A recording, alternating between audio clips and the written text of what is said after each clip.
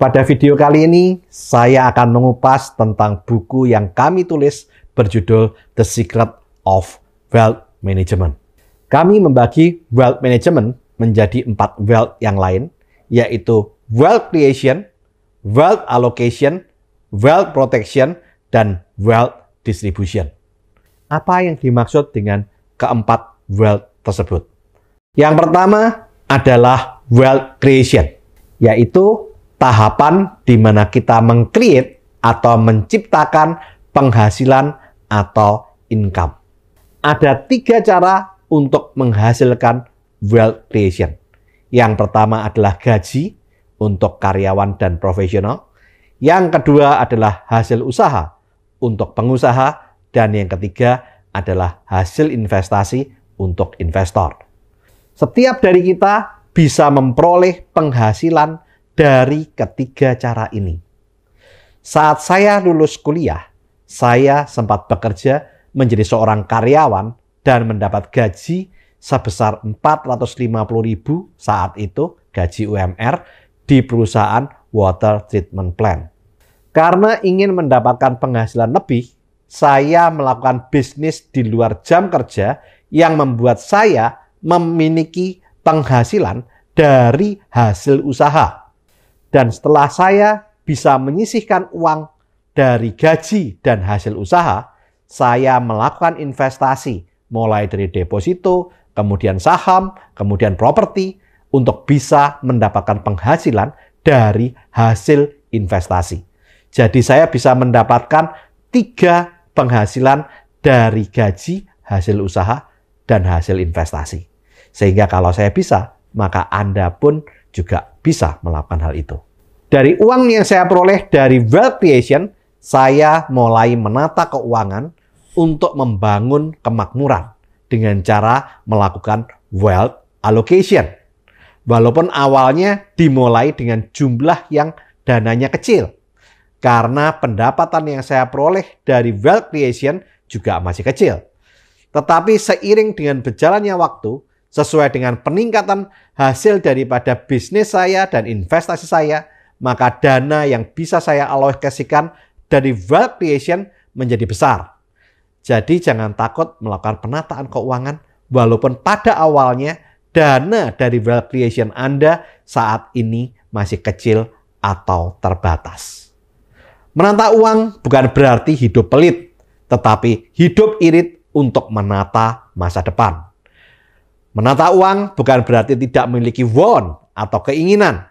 Anda bisa mengalokasikan dana 10-15% untuk keinginan atau want dari penghasilan Anda dan menunda keinginan atau impian-impian kecil yang lain agar bisa mendapatkan impian-impian besar Anda di masa yang akan datang.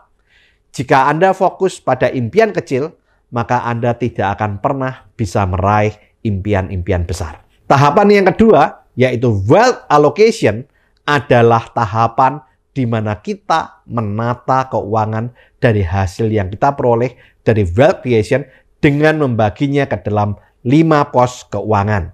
Yaitu yang pertama, pos need atau pos kebutuhan. Yang kedua adalah pos want atau pos keinginan. Yang ketiga adalah pos debt, yaitu pos untuk membayar utang. Yang keempat adalah pos saving untuk dana berjaga-jaga dan dana tabungan Anda. Yang kelima adalah pos investasi agar bukan hanya kita yang bekerja untuk uang, tapi aset kita, uang kita bisa bekerja juga untuk diri kita agar kita bisa segera meraih impian-impian besar kita. Untuk lebih detailnya tentang 5 pos keuangan ini, Anda bisa lihat video saya yang berjudul Miliki 5 hal ini membuat Anda jadi kaya dan makmur. Banyak orang merasa tidak perlu melakukan penataan keuangan dan wealth allocation karena merasa gajinya besar, hasil usahanya besar, dan kehidupannya saat ini sedang sukses.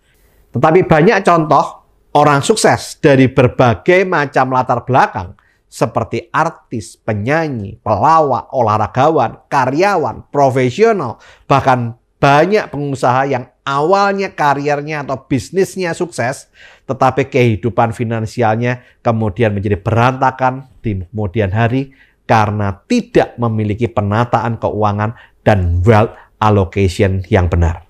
Banyak orang sukses dan terkenal yang tidak memiliki wealth allocation sehingga kehidupannya berantakan di kemudian hari. Seperti MC Hammer, rapper sukses tahun 90-an yang berhasil menjual 18 album dan berpenghasilan 30 juta US dollar atau 425 miliar per tahun yang kemudian jatuh miskin. Yang kedua, Eike Baptista merupakan seorang pengusaha yang pernah menjandang predikat orang terkaya di Brasil pada tahun 2012 dengan total kekayaan mencapai 35 miliar US dollar dari bidang pertambangan seperti emas dan perak, energi dan minyak yang kemudian juga jatuh miskin.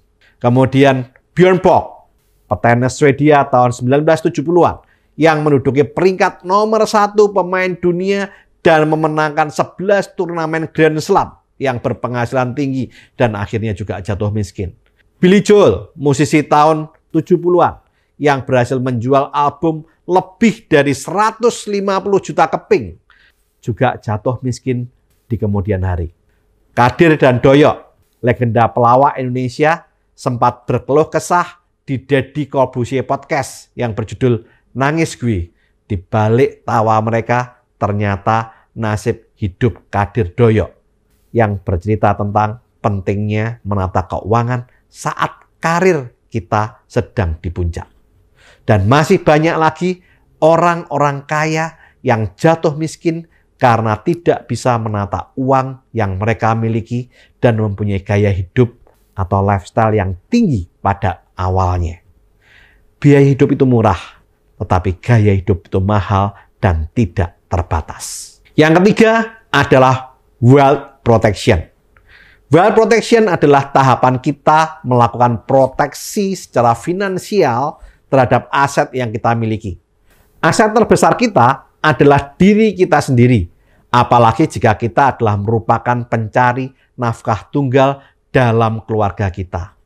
Saran saya bagi Anda yang merupakan pencari nafkah tunggal, Anda harus mempunyai proteksi dalam bentuk asuransi jiwa sebesar 7 tahun dari pengeluaran Anda tiap bulan atau 84 kali dari pengeluaran Anda setiap bulan.